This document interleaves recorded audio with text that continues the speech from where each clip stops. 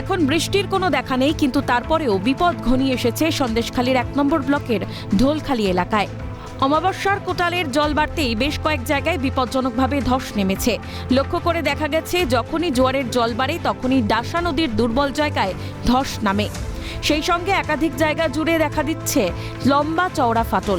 বহু জায়গায় পীর বাঁধের ওপর ঢালাইতেও বড় বড় ফাটল ধরেছে, যার ফলে এবারের জল বাড়লেই বাঁধ ভেঙে প্লাবিত হওয়ার আশঙ্কা করছেন এলাকার বাসিন্দারা। এমন পরিস্থিতিতে এলাকায় আতঙ্কের পরিবেশ তৈরি হয়েছে। এলাকাবাসীদের অভিযোগ, প্রতি বছরই বাঁধে ফাটল ও ধস নামছে, কোনো স্থায়ী সমাধান হয় না। আতঙ্ক যেন নিত্য সঙ্গী হয়ে দাঁড়িয়েছে। অবিলম্বে কংক্রিটের বাঁধ দেওয়া হোক দাবি এলাকাবাসীর। হ্যাঁ, এখানে যে নদীর বাঁধের অবস্থা খুবই খারাপ।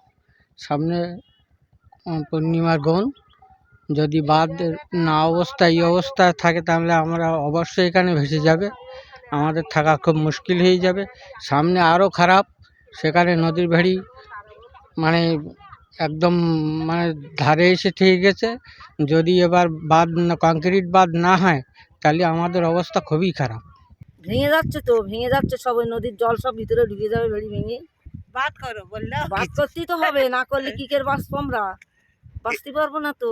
এর আগেও কি জল ঢুকেছিল? কি ঢুকেছে কিনা এখানে রাত দিন জেনারেটর ধরে কাজ করে, এইটার পরে কোনো রকম এখানে বেঁচেছে।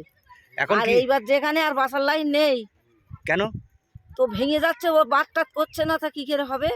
আমাদের এখানকার বাঁধের পরিস্থিতি খুবই খারাপ, বুঝলেন দাদা। আমাদের এখানে গনে গনে ভেঙে যায়, ওই গনে একবার এসে ওই একটু পাইলিং করে দিয়ে যাবে, দরমা মেরে দিয়ে যাবে, ওই নদীর বাঁধ একটু ছেটিয়ে ওইখানে পাইলিং করি আর ওই দরমা দেবে, আর কোনো সলিউশন তো করে দিয়ে যায় না, ভালোভাবে কাজ করে না। খাঁচা মারবে নদীর মাঝখানে, 2-10টা খাঁচা মেরে বলবে কি 100-200 খাঁচা মারলাম, এভাবে তো হয় না। আমরা চাই কমপ্লিট সলিউশন, যাতে আমরা বাঁচতে পারি, আরামসে থাকতে পারে সবাই।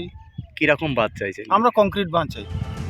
গোটা বিষয়টি তৎপরতার সঙ্গে ইরিগেশন দপ্তর দেখছে, সাফাই সন্দেশখালীর বিধায়কের।